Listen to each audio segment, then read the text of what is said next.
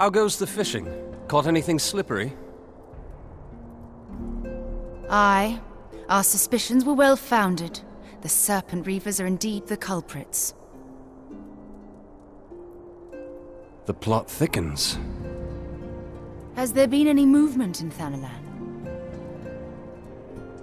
It has been blessedly quiet, which is to say the Amalja are being no more or less of a nuisance than usual, summoning a Ifrit with such crystals as they have hoarded. Urianger, too, reports not out of the ordinary. Then we have our explanation. Your explanation for what, pray tell? For the recent spate of crystal thefts in Thanalan, we naturally assumed that the trail would lead us back to the Amalja. Yet it did not. It led us across the sea unto Vilbrand. Vilbrand? There have been reports of increased Sahagin activity of late. Oh gods, they mean to summon Leviathan? That is the way of it, I fear. Whilst conducting our investigation on behalf of the mineral concern, we came upon evidence implicating the Serpent Reavers. With the aid of the Maelstrom, I was able to verify our suspicions. 'Tis only a matter of time before Leviathan returns to harrow the seas. But there is more. One of the Sahagin, an elder by my judgment, spoke of attaining the gift and knowledge of eternity.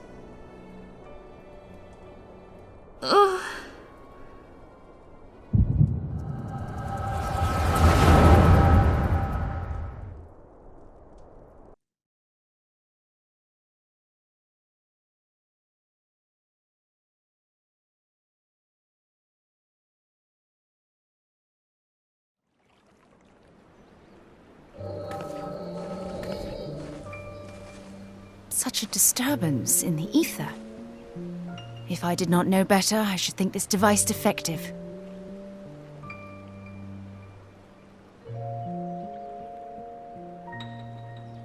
And there is the explanation.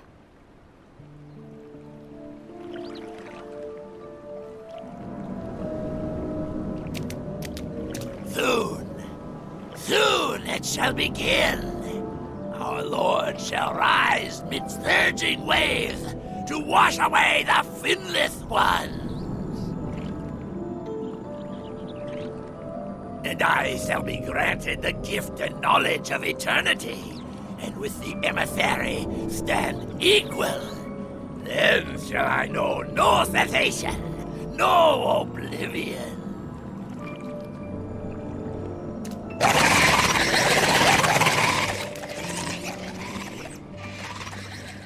Whence comes this promise of immortality?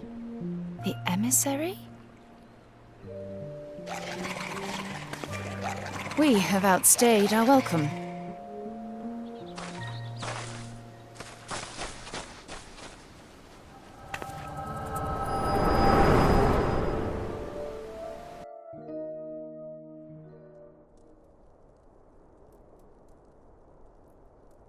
The gift and knowledge. Are the two of you quite well? You shared that vision, did you not? Even before the Sahagin made mention of the emissary, I recognized Elidibus's words. He is behind this. But surely it is not within his power to grant the echo. My lady, unless we act swiftly, Leviathan will rise again. The Admiral has already requested that we intervene to prevent this. Failing that, we are to attend to the Primal's extermination. She will have our full cooperation. Let us make haste to Limsa Lominsa. I mean to play a part in this mission. Tataru, pray, take charge in my absence. My lady, are you sure this is wise? I am aware of the risks, but there is something I must see with mine own eyes. The true nature of the echo. Very well. I shall not stand in your way. On the condition that you permit me to accompany you as bodyguard. Your company is ever welcome, Thancred. I take it something ill is afoot. Aye, a primal is about to be loosed upon Eorzea. A primal? A godlike being whose very existence is a bane upon the land. We scions of the Seventh Dawn are sworn to put an end to their kind.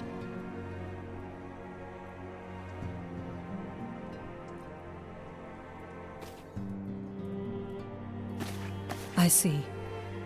Know then that I am learned in the arts of war. In return for the kindness you have shown my people, I would lend you my blade. It would be most welcome. When contending with a primal, one can never have too many able allies. If you crave a more intimate understanding of the problems facing Eorzea, this experience is like to provide it. Be sure to come well prepared.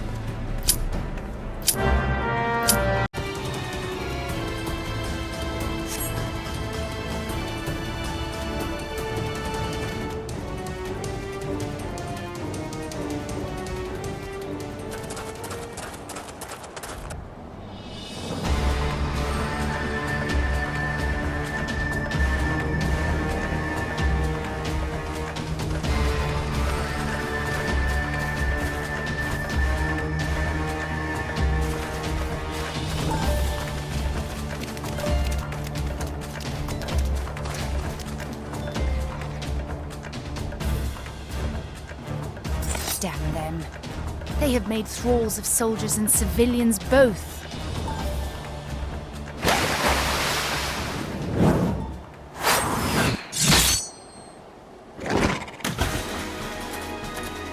Did I miss much?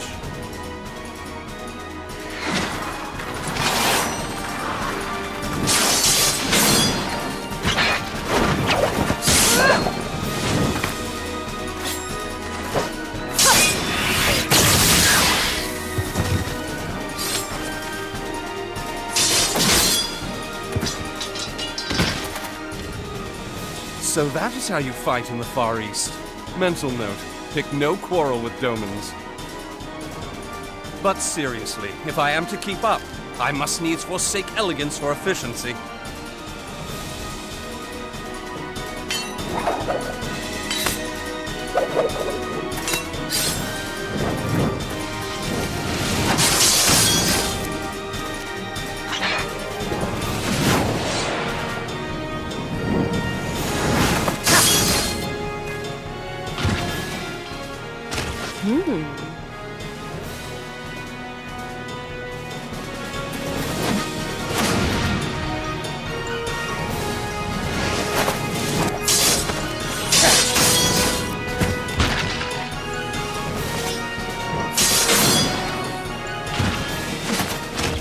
To the Aetheryte!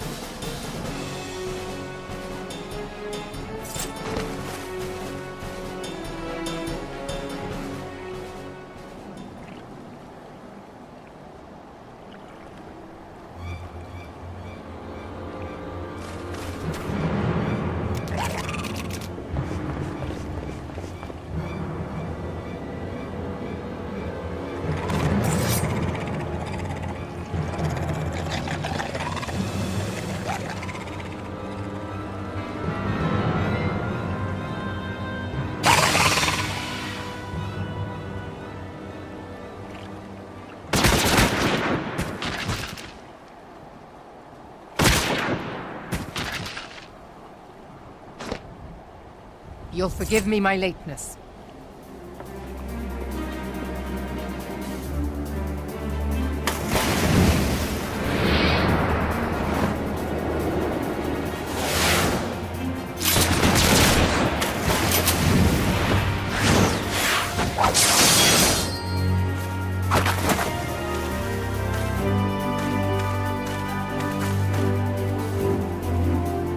I've been something of a liability of late, I know. 'Tis high time I set about making amends.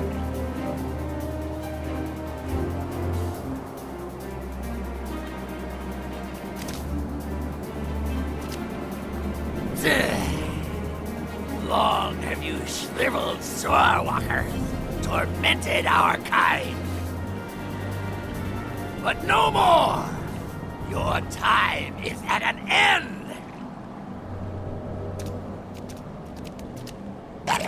You shall perish with salt in your wounds and sea in your lungs.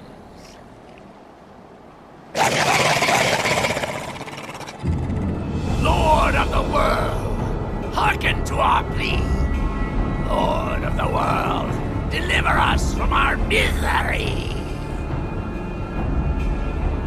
Do you feel that?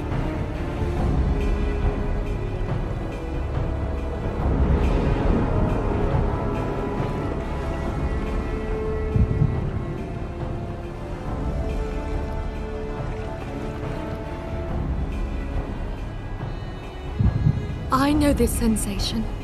It's the echo. What?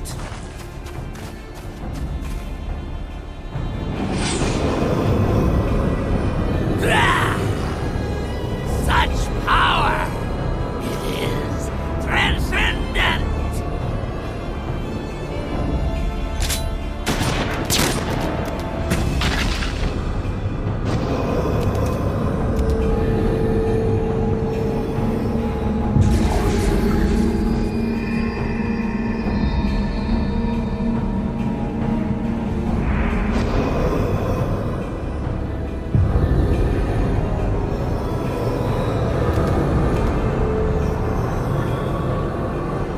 Seven hells!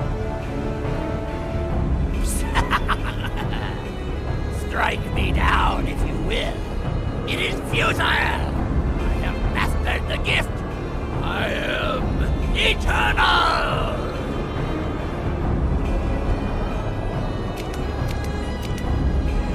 Oh, mighty Leviathan, ruler of the seas, born of waters primordial, I offer unto you this frail flesh, that you might grant your faithful servants deliverance. I beseech you, come forth!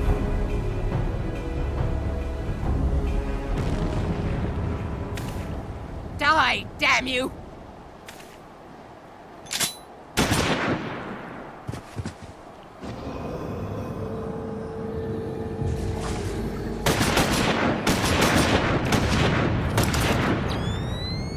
Foolish shorewalker! You cannot kill that which is eternal!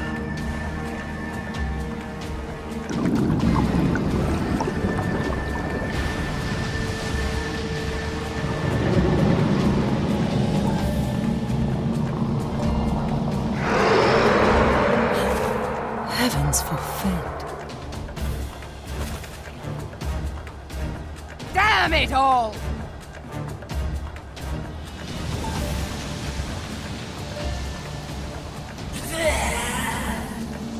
My being ebbs away. But it should by right be infinite. Am I not immortal? Curse you, emissary! You promised me everlasting.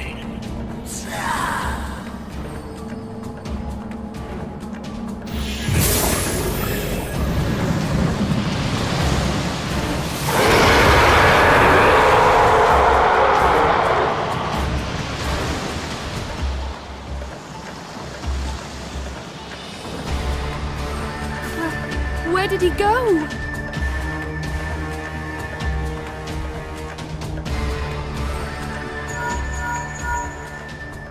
What say you?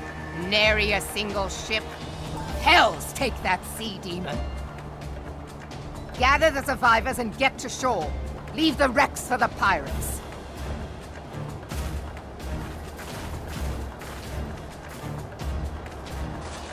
Leviathan wastes no time. The diversionary squadron is lost. For a mercy, 'twould seem the Primal now makes for open sea. But why does he not press his advantage? Unless... God save us. He means to unleash a tidal wave.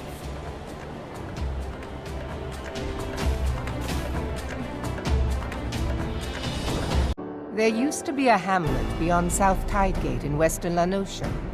Hearthstone, it was called. Some years prior to the Maelstrom's founding, Leviathan rose from the briny depths and set about unleashing watery hell upon us. On that occasion, the company of heroes put him down before he could do too much damage. But when the bastard came next, this time in the wake of the calamity, we were not so fortunate. Weary of ravaging our shoreline, he summoned a tidal wave which fair leveled Hearthstone and washed the soil away for good measure. The area was subsequently occupied by the Sahagin. Aye, the thrice-damned creatures transformed it into a spawning ground for their brood. Given the quantity of crystals stolen to feed him and his legion of thralls, we can be fairly sure that Leviathan is stronger now than in his previous incarnations. If that sea demon is left to wreak havoc, what befell Hearthstone may well befall a larger settlement, even Limsa. That cannot happen. The Primal must be stopped. That was ever our objective, Admiral. But how are we to achieve it? The sea is Leviathan's uncontested domain. The ships of the 3rd Squadron could not close to within 100 yards of the Primal, nor could their cannons pierce his defenses.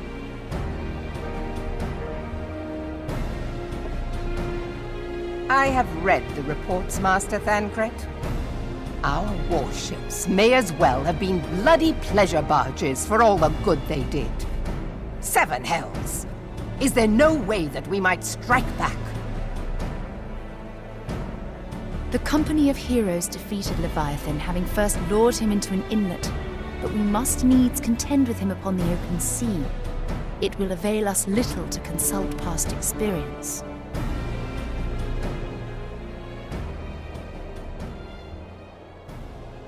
Admiral, if I may. Speak freely, Marshal. By all accounts, Leviathan's most formidable weapon is the very sea itself. Waves and whirlpools, tides and currents, all these things are his to command. The key to victory, I believe, lies in disarming our foe. This, in effect, is what the company of heroes achieved with their ruse. We cannot lure Leviathan from the sea a second time. But what if we could weaken his hold upon the element of water? I have heard of devices capable of such wonders. They draw upon the power of corrupted crystals, I am told.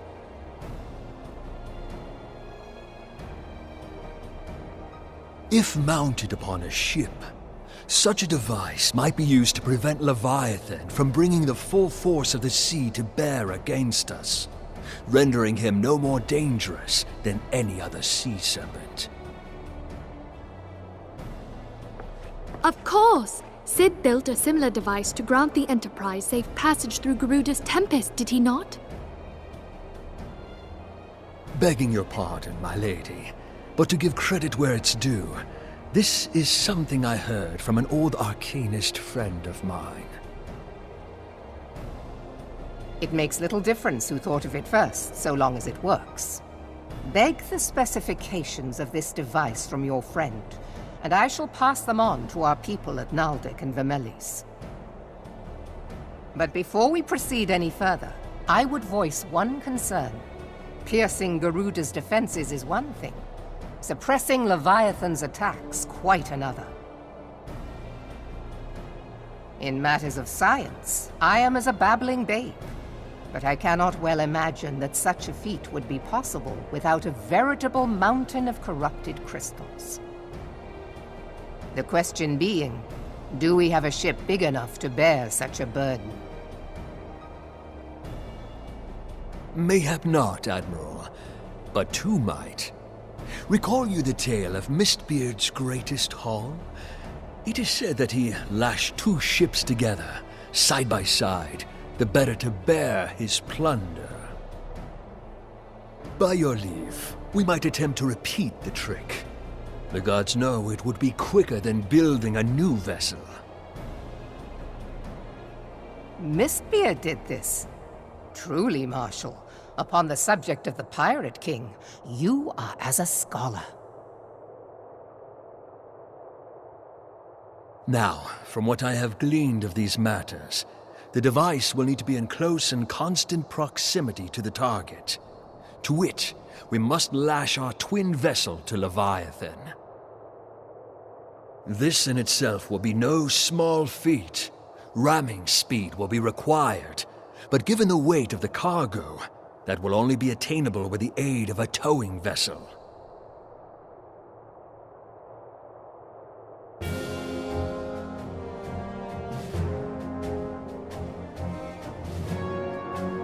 Suffice it to say, the task of piloting said vessel will entail considerable danger, and I would not ask it of another. I volunteer myself. It will be dangerous for all involved, but we have no better recourse. Very well.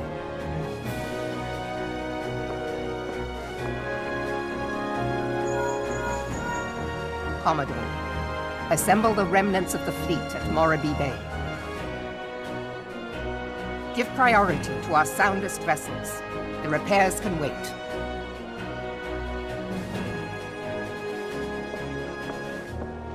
Storm Marshal Slafirson, command of the operation is yours. I want that twin vessel ready to sail post-haste.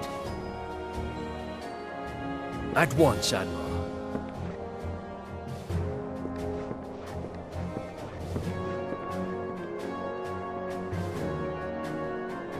And then there is the small matter of slaying the beast. The fate of Limsa Lominsa rests upon your shoulders once again.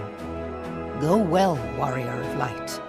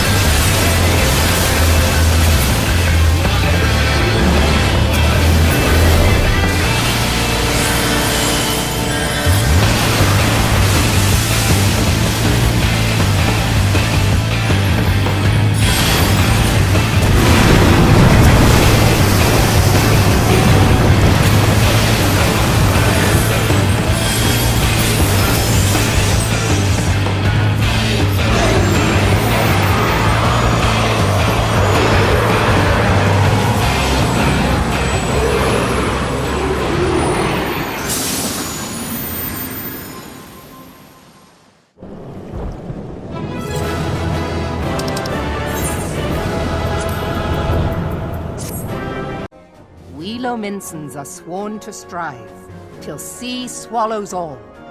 And swallow all it would have had Leviathan prevailed. That we still strive now, we owe in no small part to you. Not for the first time, you have delivered Limsa Lominsa from the wrath of a primal. Never has our nation known a stouter ally. On behalf of my people, I give you my humblest thanks.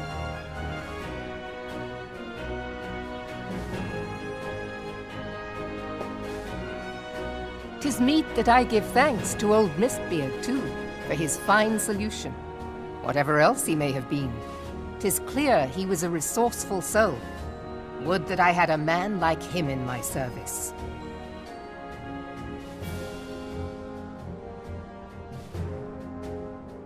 Before I set foot in these lands, I had no inkling that the people of Eorzea contended with such mighty foes.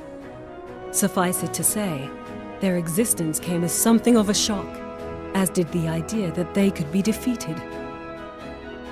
This experience has served to remind me of the vastness of the world, and the boundless potential of man. Though I am but a refugee in this realm, I would fain be of use to you in your fight. Know that I am tutored in one of the foremost combat arts of the Far East. It may seem outlandish to the Eorzean eye, but should any of your people care to learn, I would be pleased to initiate them. And I will see to it that they are grateful. I have no doubt that your knowledge and skills will serve us well. Besides, your art is not so outlandish as you think. Would you not agree, Master Thancred? Naught escapes your searching eye, Admiral. Few are privy to this information, but Limsa Lominsa is home to a certain secret fraternity. Its members are trained in a form of combat not unlike your own. By my judgment, it should not be beyond such individuals to adapt to the techniques I witnessed you employing with such admirable deftness. I am heartened to hear this. I too noted a kinship between your style and mine own, though it seemed to me that you fought differently in the beginning. I suppose I did. What can I say? I'm a man of many talents. Though you may labor to believe it, Thancred was once something of a scoundrel who fraternized with the criminal class in these parts. Yestola! You jest, of course. But for a chance encounter with Alphino's grandsire, he might never have left Limsa Lominsa, or received an education in Sharlayan, or taken up his post in Uldar, which is where he trained in the blade, lest you wonder.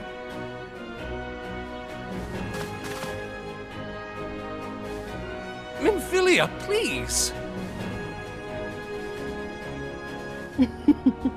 It would seem there is more to you than meets the eye, Master Thancred.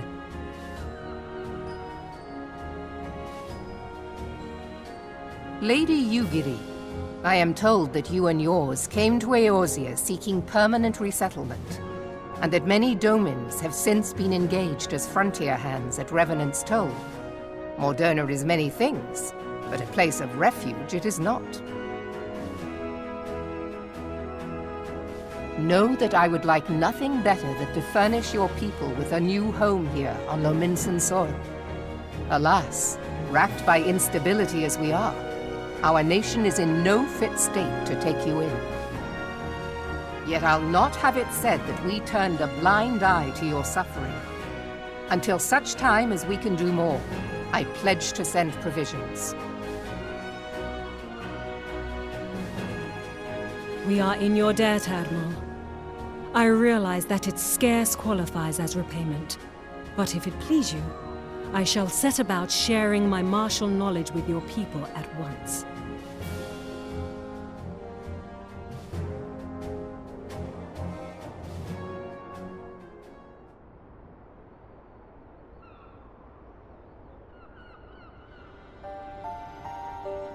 You wished a word in private.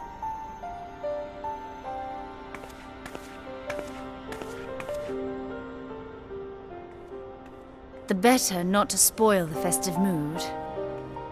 History repeats itself, Admiral. As the kobolds did before them, the Sahagin resorted to summoning their god over a territorial feud. They acted in self-preservation.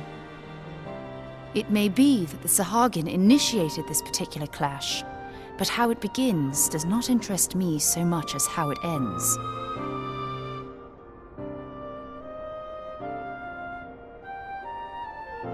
I have not forgotten our conversation, Y'ashtola.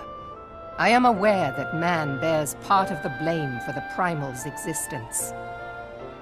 Nor am I ignorant of the Sahagins' reason for acting. They sought to secure a place to breed and multiply that their kind might survive. Self-preservation, as you say. But we have as much right to live and thrive as they. If our own survival is threatened, are we to lay down our arms and welcome oblivion? Nay. And so you kill, that you might live. Yet if living is a right, then that right belongs to all peoples, be they men or beastmen.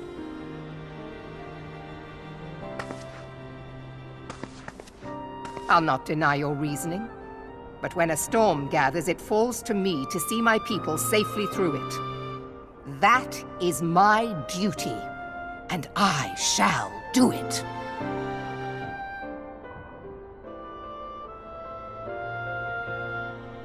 As must we all, Admiral. Stay the course, then, but know that it will lead to no good end.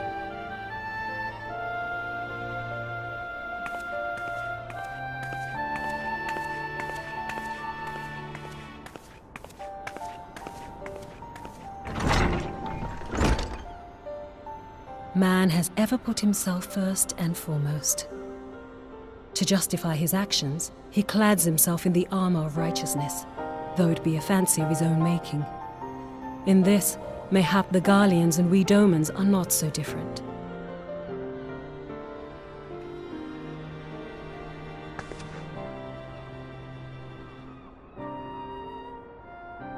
Eorzea has become as a raging sea. If we are to keep our heads above the waves, we cannot scruple to drown the man next to us. When hopes of coexistence founder, strength must determine who has the greater right to live.